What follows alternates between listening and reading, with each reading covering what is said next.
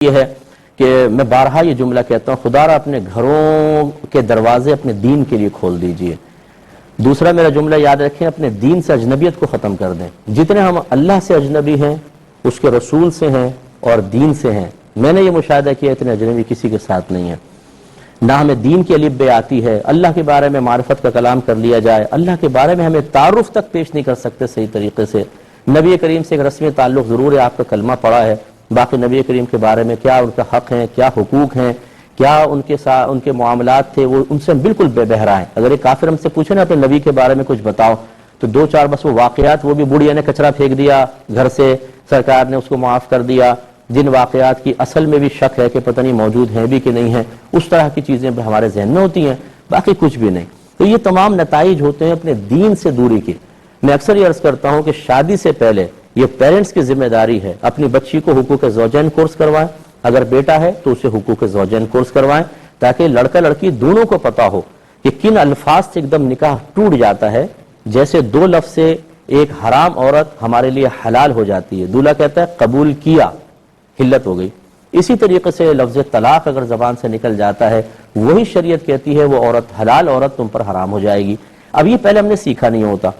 یہ مطلب اسی طرح ہماری تربیت میں یہ چیز شامل نہیں ہوتی کہ بچوں کو صبر و تحمل کی تربیت کریں، ان کو ظاہری باطنی گناہوں کی معرفت دیں، تو پھر یہ سب چیزیں اسی کا نتیجہ ہوتی ہیں۔ ایک دم غصہ آتا ہے، فوراً 3 طلاقیں دے دیں، پتہ ہی نہیں ہے بعض اوقات کہ کن الفاظ سے طلاق دی جاتی ہے۔ اچھا مفتی بھی ایسے بن جائیں گے، آج ایک مسئلہ آیا کہ شوہر نے سب کے سامنے کہا ہے طلاق طلاق طلاق،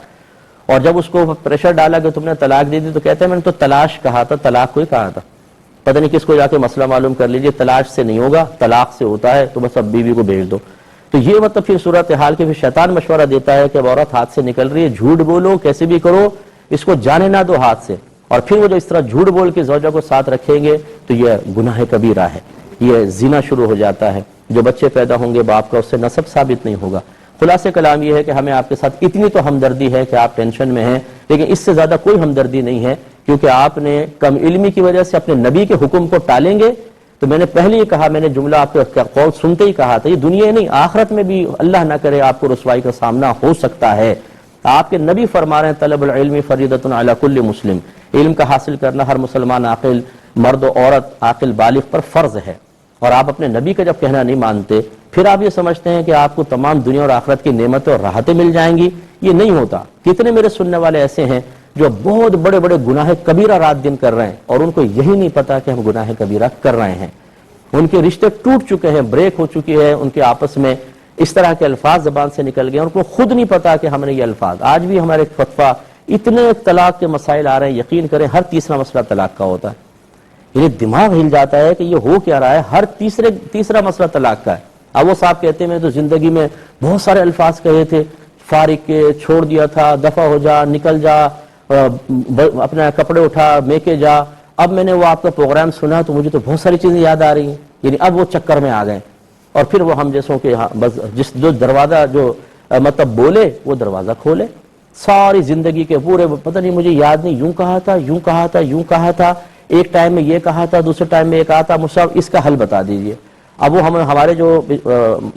شاگرد جو فتوے لکھ رہے ہیں بیچارے وہ پزل ہو جاتے ہیں، پہلے اس کا حکم لکھیں تو کیا ہوگا، پھر اس کا حکم لکھیں تو کیا ہوگا، پھر بعض اوقات کنڈیشنز ہوتی ہیں، اس صورت میں طلاق ہو جائے گی، اس صورت میں نہیں، اب وہ صورت بناتے ہیں، اگر اس صورت میں طلاق آپ نے کہا تھا طلاق ہو گئی تو یہ 2 مل کر 2 ہو گئی، یہ مل کر 3 ہو گئی، اور اگر نہیں کہا تھا تو پھر 1 طلاق ہوئی ہے، یہ مل کر 2 ہوئی۔ ایسا حساب و کتاب ہمیں کرنا پڑتا ہے، ہم پزل ہو جاتے ہیں۔ تو گزارش یہ ہے میری جو ہمارے دیکھنے والے ہیں کہ خدا را معلومات ایک الگ چیز ہے اور علم ایک الگ چیز ہے۔ میں یہاں بیٹھ کر آپ کو معلومات دے سکتا ہوں، علم نہیں دے سکتا۔ علم کا مطلب ہے A to Z چیز کو سیکھنا۔ طلاق کسے کہتے ہیں، کن الفاظ سے ہوتی ہے، صریح کیا ہے، کنایہ کیا ہے، رجوع کا طریقہ کیا ہے، عدت کیسے ہوگی،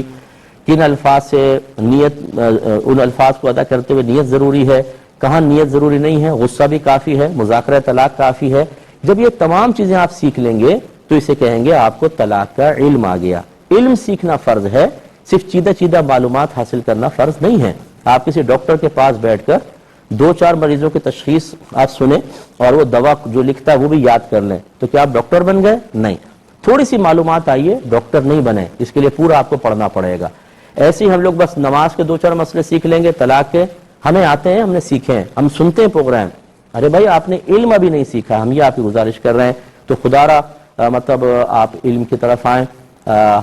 मेरा नंबर ले लें यहाँ से, मैं आपको बता दूंगा कि इल्म कैसे सीखा जाता है, कैसे ये कोर्सेज आप कर सकते हैं, कैसे आप फर्ज उलूम सीख कर अपनी और अपनी